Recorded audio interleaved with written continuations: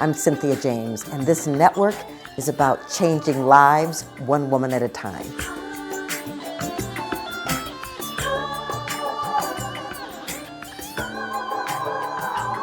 Hello, ladies, and welcome to Women Awakening.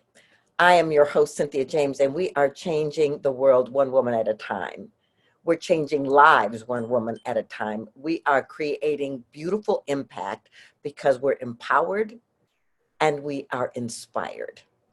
I'm so grateful to be with you and to bring to you women that inspire me, women that are change makers, women that are wanting to uplift the feminine. So today I'm going to introduce you to Kristen Lena. She's a coach, she's a speaker, she's a mentor, and she's leading women to heal by developing the courage to speak their truth. Now, I want to read something from her bio because this is so cool. She says, she's a catalyst for audacious self-expression and radical honesty. And after 17 years in the fitness industry, she decided that she wanted to integrate all her parts, mind, body, and spirit. And that led her into the personal development and transformational leadership. We met kind of by accident, and I got to be on her summit, and I am so excited. Kristen, welcome. Cynthia, thank you so much. I'm just as excited as you.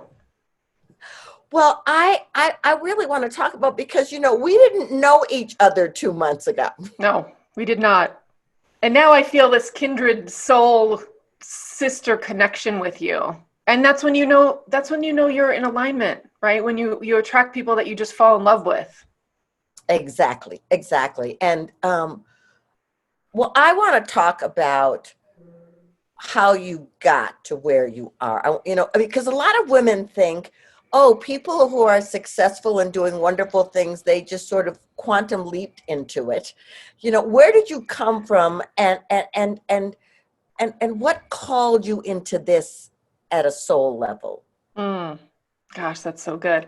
Well, thank you for having me, first and foremost, and thank you for providing this platform that you've created, because it is in such alignment with the things that I'm called to create and put out into the world. And that's why we are in such alignment. So what I will tell you is that my road was not a quantum leap. It was long and windy, and it was filled with self-doubt, and it was filled with self-criticism and judgment, and I'm not enoughness. And, you know, I'm the product of divorced parents. My parents divorced when I was 9. Prior to 9, life was good, easy, and fun, and happy-go-lucky. And then after that kind of fracturing of my family, one of the things that happened to me was this feeling of fear, more like a fear, a lack of security out in the world. Like, who's going to take care of me? Who's coming?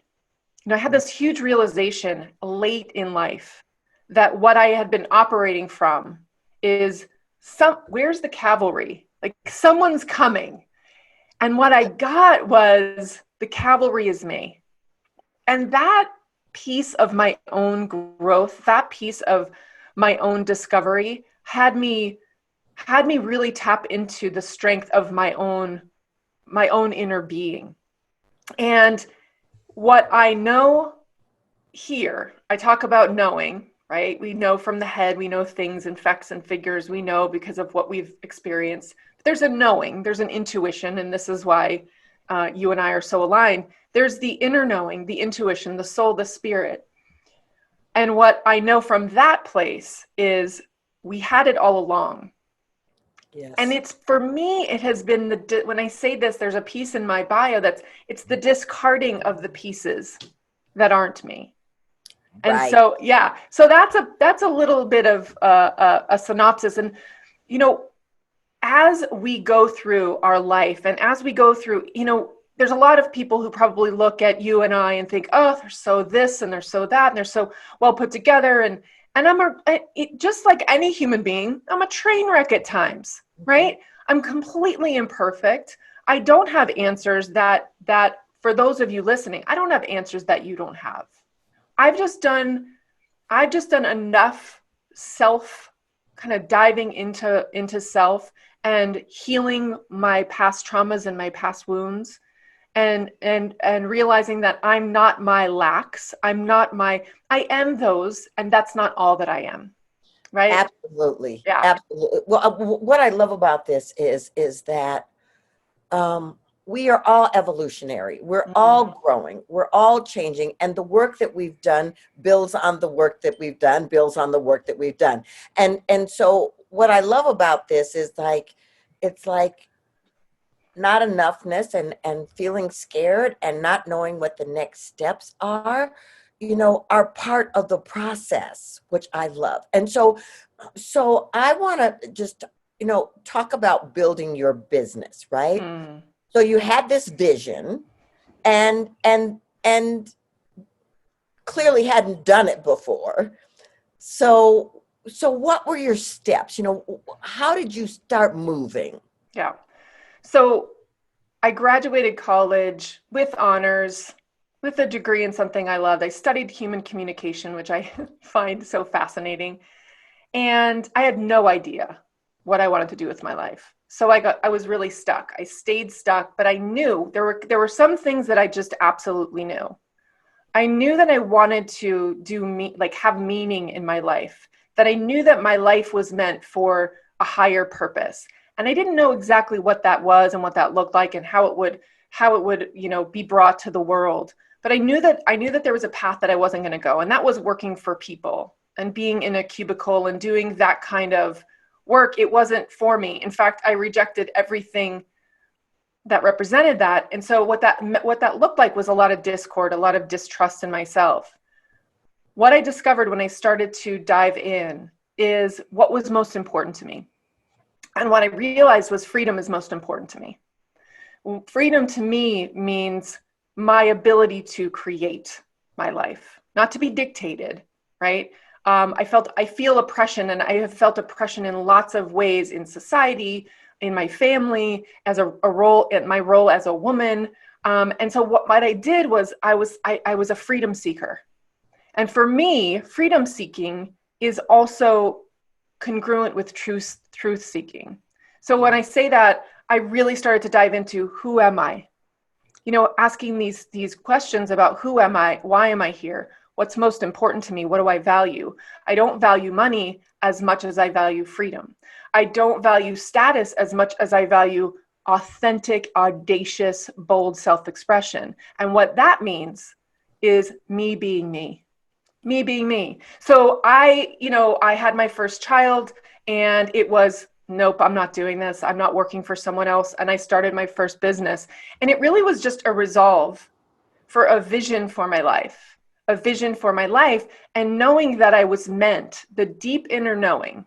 Sometimes it was the quietest voice, but it Mhm. was always there and it never went away. So my desire for freedom was really the catalyst for me starting my first business, my fitness business. But that's so funny because uh, I could say ditto, ditto, ditto, ditto. Uh-huh. Because because freedom is the thing, but the thing is, it's like a lot of people have the desire and they have a drive, Right. but they don't have the tenacity to keep going. And so, from your point of view, what's the biggest challenge that women face in terms of fulfilling their dreams and desires?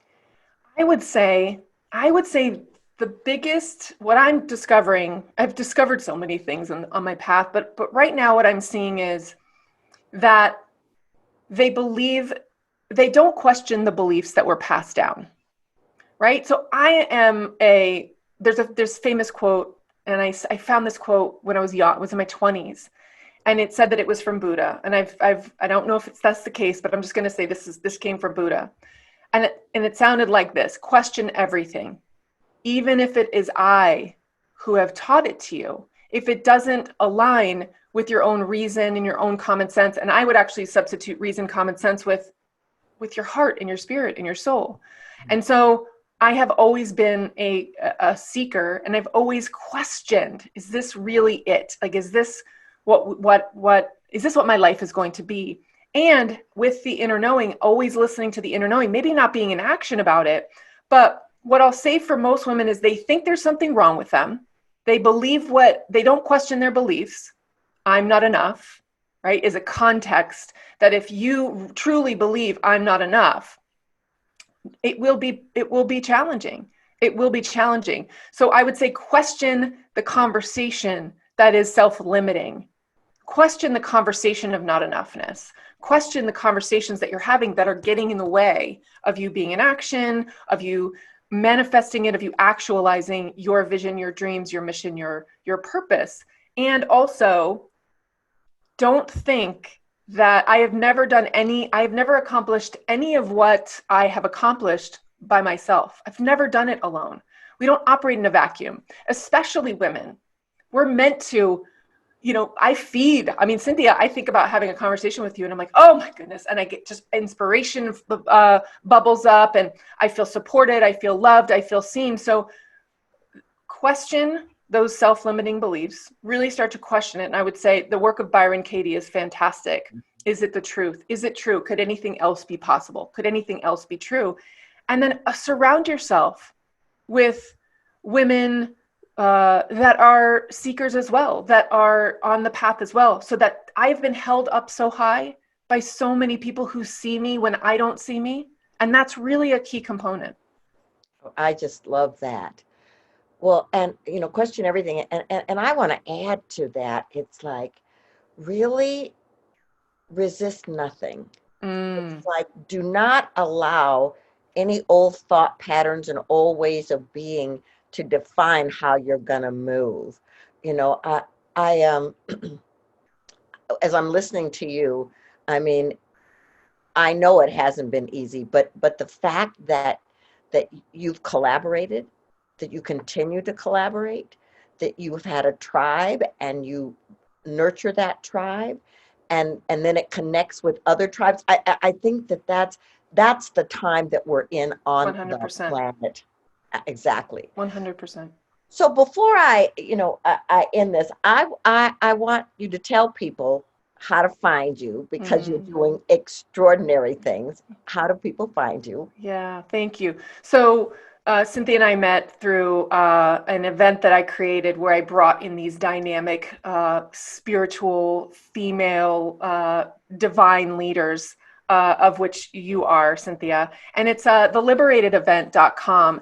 That is a platform that I'm really creating to empower and inspire. You said it at the intro, empower and inspire your greatness, right? So if you're watching and you're listening, there is something in you, what I call it's the inner fire. It's the desire that we have, the wants and the desires and the passions, and those don't ever go away. And you try as you might, those passions and those desires, those wants don't ever go away because they're not meant to.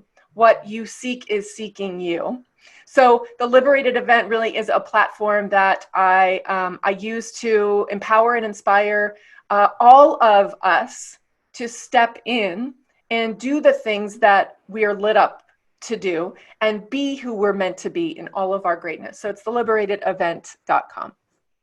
Love it, love it. So I ask the same last question of every guest. What is the one thing you want women to know about standing in their power and their awakening? The one thing that I want every woman to know, and anyone who's listening, is that the answers are already within you. They're not over here with me as a leader or with Cynthia as a leader. That there's that. And then on the other side of that is that everything that you wants you, and this is what you're being called into. So really that the answers aren't out there. They're in here, and that's the path. The path to truth and freedom and power is here. So I would say you have everything you need right now in this very moment. You have absolutely everything you need. You get to trust that. I love that. Thank you so much, You're Kristen. so welcome. And ladies, really take that in. You have everything you need in this moment. I want to remind you that you're a masterpiece that's unfolding. that you are a divine emanation that has come here to do extraordinary things that no one else can do the way you can do it. I hope you'll come back to Women Awakening often. We put up new podcasts every week, and you will meet extraordinary women who are just mirroring to you possibilities. I love you, and I look forward to seeing you really soon.